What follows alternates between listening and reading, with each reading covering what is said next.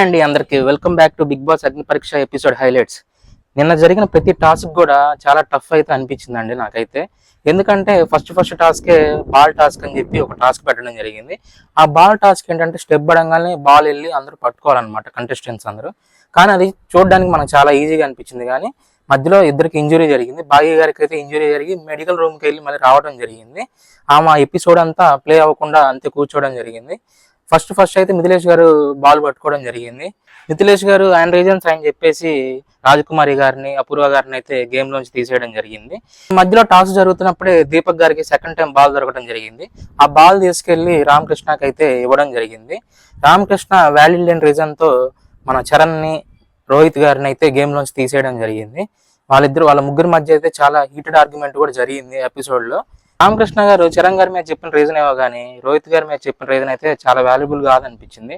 ఎందుకంటే ఆల్రెడీ ఆ రీజన్ చెప్పి ఎల్లో కార్డ్ ఇవ్వడం జరిగింది. మళ్ళీ మీరు అదే టాస్క్ తెచ్చి అదే రీజన్ చెప్పి మళ్ళీ గేమ్ లోంచి తీసేయడం కరెక్ట్ కాదనిపించింది. ఇంకా లాస్ట్ టాస్క్ కంప్లీట్ అయ్యే సమయానికి దీపక్ గారు, సృష్టి గారు, శాలిని గారు అండ్ ప్రియా గారు అయితే మిగలడం జరిగింది. వీళ్ళ నలుగురు మధ్య కూడా ఒక టాస్క్ జరిగింది. ఆ టాస్క్ లో దీపక్ గారు అండ్ సృష్టి గారు అయితే ఓడిపోవడం జరిగింది. ఇంకా ప్రియా గారిని, శాలిని గారిని ఎవరైతే మంచి లీడర్ అనుకుంటున్నారో వాళ్ళ సైడ్ రమ్మని చెప్పి కంటెస్టెంట్స్ అందరికి చెప్తారు. ఇంకా వాళ్ళకి నచ్చినట్టు కొంతమంది అటు సైడ్, కొంతమంది ఇటు సైడ్ అయితే రావడం జరిగింది. అప్పుడే గేమ్ స్టార్ట్ అయింది, అసలైన గేమ్ అయితే. ఇక్కడే ఇంకో విషయం కూడా జరిగింది, లీడర్ని కూడా స్వాప్ చేయడం జరిగింది. అది ఎలా అంటే లాస్ట్ టాస్క్ లో, అదే లాస్ట్ ఎపిసోడ్ లో మన అమన్ ఉన్నాడు కదా, అమన్ మసూద్ తీసుకెళ్లి ఫైర్ కార్డు బిందు మాధవ్ గారికి ఇచ్చారు కదా, అదే ఫైర్ కార్డు తీసుకెళ్లి శాలిని గారికి స్వాప్ చేయడం జరిగింది. శాలిని గారు ఝాన్సీ గారిని లీడర్ గా కావాలని చెప్పి కోరుకోవడం జరిగింది. చేసేదేముంది, ప్రియా గారు అటు సైడ్ వెళ్ళి ఝాన్సీ గారిని అయితే లీడర్ గా నిలబెట్టడం జరిగింది. ఇంకా రెండు టీమ్స్ మధ్య జరిగిన టాస్క్ ఏదైతే ఉందో అదైతే ఎపిసోడ్ అంతా హైలైట్ అండి. అది అందరూ అయితే చాలా కష్టపడ్డారు. ఇంకా లాస్ట్ కి బ్లూ టీమ్ లో మిథిలేష్ అండ్ హేమంత్, ఇటు సైడ్ వచ్చేసి చరణ్ గారు అయితే మిగిలిపోయి ఉన్నారు.